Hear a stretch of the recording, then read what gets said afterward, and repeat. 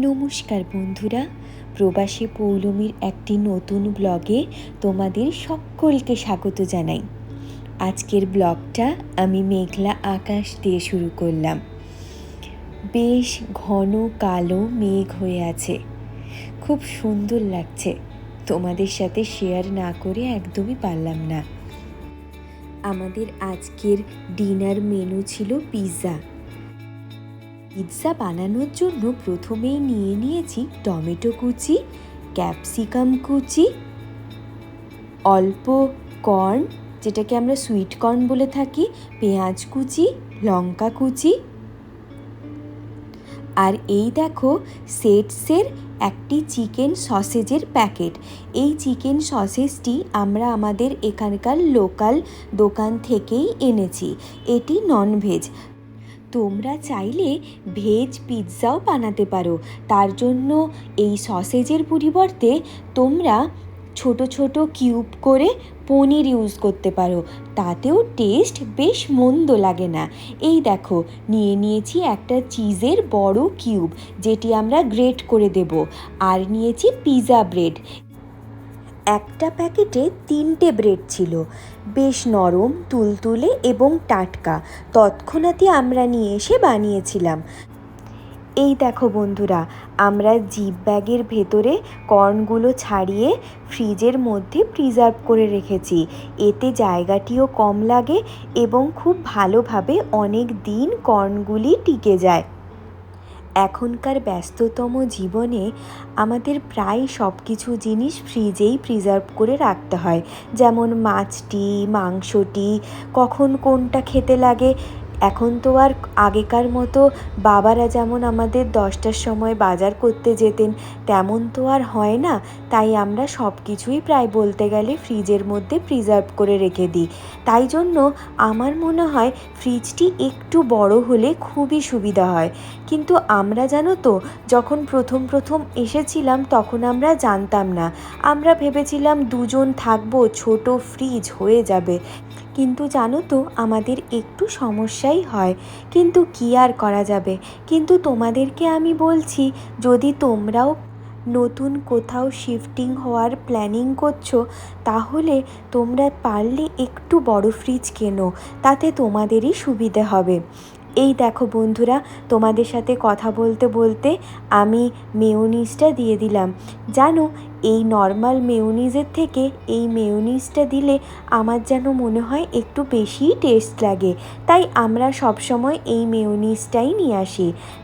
জানো, আমাদের বোম্বের এই সোসাইটিগুলিতে একটি অদ্ভুত জলের ব্যবস্থা রয়েছে। এতে জল বেশ সাশ্রয় হয়, জানো তো।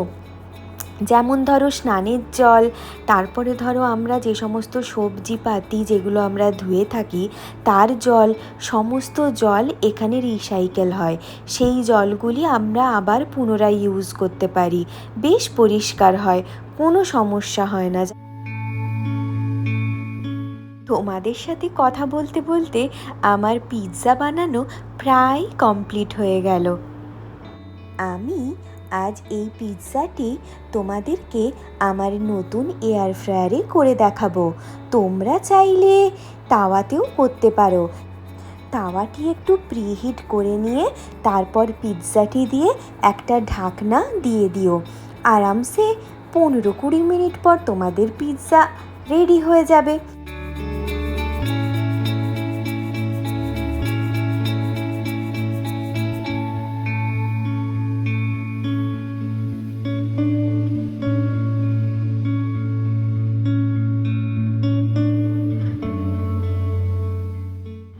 পিৎজাটি আমাদের অলমোস্ট রেডি হয়ে গেছে।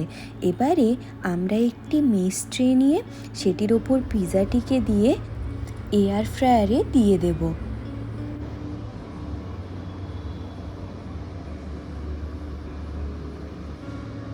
বাস 10 মিনিট রাখলেই আমাদের পিৎজা রেডি।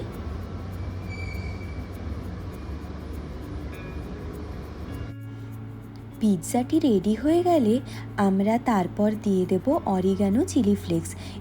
আমি সেকেন্ড পিৎজাটির ক্ষেত্রে আগে অরিগানো চিলি ফ্লেক্স দিয়ে তারপর আমি প্রিহিটে বসিয়েছিলাম এয়ার ফ্রায়ারে, কিন্তু প্রথম পিৎজাটির ক্ষেত্রে আমি পরে অরিগানো চিলি ফ্লেক্স দিয়েছিলাম।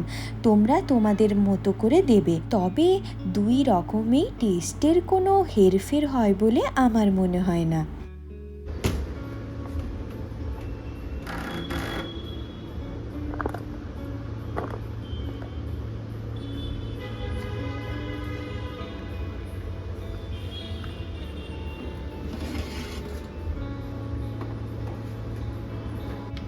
প্রথম পিৎজাটি আমাদের রেডি হয়ে গেছে, এরপর আমরা দ্বিতীয় পিৎজাটি দিয়ে দেব।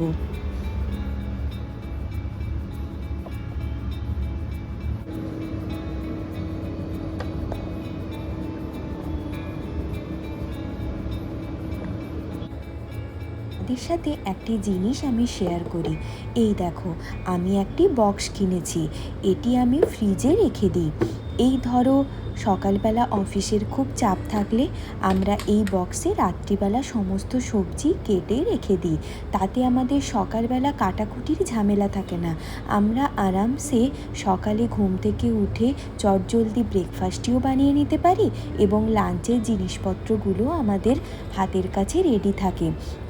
তোমরা চাইলে এটি অ্যামাজন থেকে নিয়ে নিতে পারো, তোমাদের কাজে আমার মনে হয় খুবই সুবিধা হবে। আমরা এইভাবে সমস্ত সবজি কাটাকুটি করে রাত্রিবেলা ফ্রিজের মধ্যে রেখে দিই।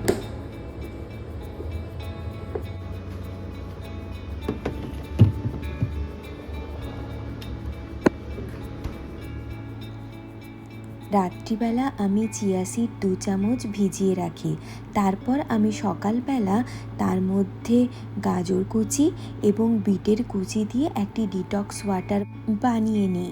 এতে আমাদের শরীরও খুবই হাইড্রেট থাকে সারাদিন। বাস, আমার ডিটক্স ওয়াটার বানানো হয়ে গেল। এরপর আমাদের সাথে আমি আমার রাত্রিবেলার একটি ড্রিঙ্ক, যেটি আমি খাওয়ার পর নর্মালি খেয়ে থাকি, সেটি আমি শেয়ার করছি। এই দেখো, প্রথমে 1 কাপ জল নিয়ে নিলাম এবং তার মধ্যে এই দেখো একটি মশলা আমি বানিয়ে রেখেছি। কী দিয়ে বানিয়েছি সেটি আমি তোমাদের সাথে পরে শেয়ার করব, তবে এটি আমাকে রোগা হতে খুবই সাহায্য করেছে। তারপর দিয়ে দিলাম 1 চামচ ফিল্টার কফি। এই দেখো, আমি অ্যামাজন থেকেই ফিল্টার কফিটি কিনেছিলাম, সেটি আমি 1 চামচ দিয়ে দিলাম। তবে তোমাদের যাদের ঘুমের সমস্যা রয়েছে, তোমরা রাত্রিবেলা ফিল্টার কফিটি না দিয়ে তোমরা এমনি মশলাওয়ালা ড্রিঙ্কটিও তোমরা খেতে পারো। এতে তোমাদের শরীরের ডাইজেশনেও কোনো প্রবলেম হবে না এবং তোমাদের শরীর খুবই ভালো থাকবে।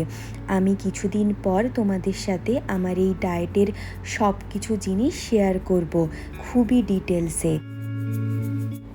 এই যে দেখো, লম্বাটে ধরনের বক্সগুলি দেখছো, এগুলির মধ্যে আমি পেঁয়াজ কুলি, কারি পাতা, ধনে পাতা এগুলি প্রিজার্ভ করে রাখি। তোমরা যারা পলিথিনের মধ্যে রাখো তারা চাইলে এই অ্যামাজন থেকে এই বক্সগুলো কিনে রাখতে পারো, এতে খুব একটা নষ্ট হয় না জিনিসপত্র। তবে আজকের মতো বিদায় নিলাম, আসবো আবার একটি নতুন ভিডিও নিয়ে। তোমরা সবাই ভালো থেকো, সুস্থ থেকো। ভিডিওটি দেখার জন্য অসংখ্য ধন্যবাদ।